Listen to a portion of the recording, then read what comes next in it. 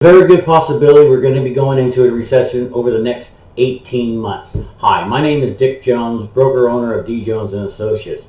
There were 4 surveys done recently by Wall Street Journal, Duke University, National Association of Business Economists, and Pulsenomics. And these are the results. 21% of the people felt that we're going to be going into a recession this year, 40% next year, 24% in 21, and 10% in 2022. That means 67% of the people feel between now and the end of next year we're going to be going into a recession. However, recession does not equal a housing crisis. The definition of recession is a period of temporary economic decline during which trade and industrial activity are reduced, generally identified by a fall in GDP in 2 consecutive quarters. Now let's take a look back at the last 5 recessions that we've had. And obviously, let's start with 2008. In 2008, we had 19.7% depreciation in that year.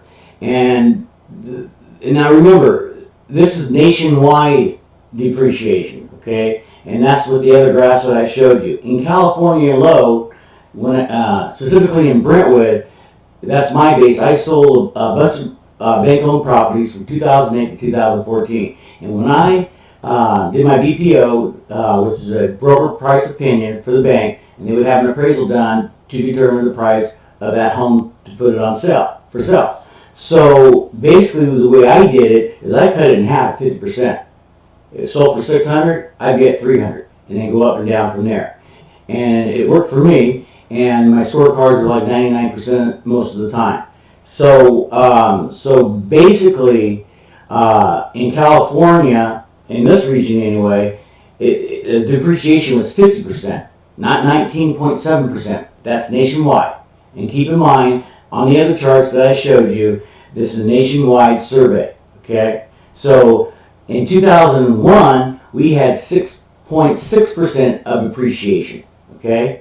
In 1991, we had 1.9 depreciation, okay? Less than 2%. In 1981, we had 3.5% appreciation. In 1980, we had 6.1% appreciation.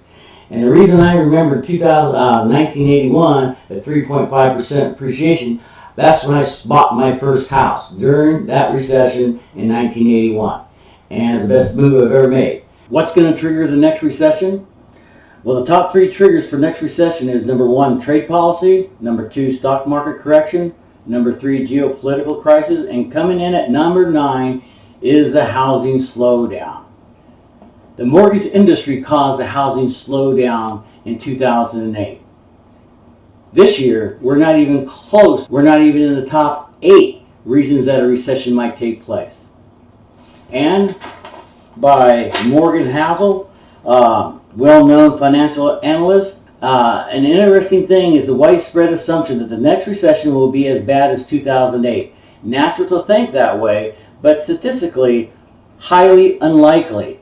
Could be over before you realize it began. The same people on the same survey about going to a recession over the next 18 months are also projecting where the prices are going to be over the next 5 years. Now remember, these are the same people who said we were going into a recession, and are also saying we will not see any depreciation over the next 5 years. Now this is what they're projecting over the next 5 years. We're going to finish out this year at 4.1% appreciation. Next year they're anticipating on 2.8% appreciation. In 21, 2.5% appreciation, which is lower than the norm. 3.6% to 4% is usually the norm of appreciation per year over the years. In 2022, they expect 3.0 appreciation. In 2023, they anticipate on 3.4 appreciation. So we're anticipating on getting more appreciation. However, it will not be at the historic norms of 3.6 to 4.0. In conclusion, I just wanted to convey to everybody that don't let a recession, the fear of a recession, hold you back from making a great investment in a home at the present time. Because we have a lot of factors that are going in our way. The interest rates are historically low, and in fact, if the interest rates go any lower, which they anticipate later this year, it'll be the most affordable time to buy a home since 1990 prior to 2008 bust. And we have a lot of factors going in our way with the inventory being low, the economy being strong, and so the outlook looks very, very bright.